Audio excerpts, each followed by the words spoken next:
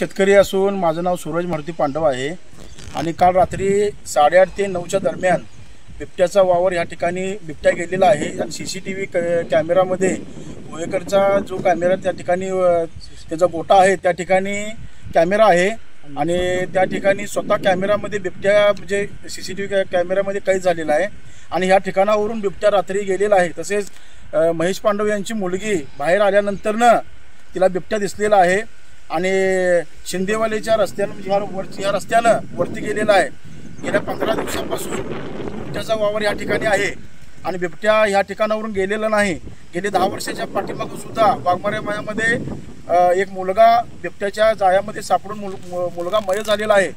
म्हणून वन विभागाने याची तातडीची योजना करावी आणि वन विभागाने बिबट्याला पकडावं असं शेतकऱ्याकडनं एक तीव्र संताप्त आणि भीतीचं वातावरण या ठिकाणी निर्माण झालेलं आहे।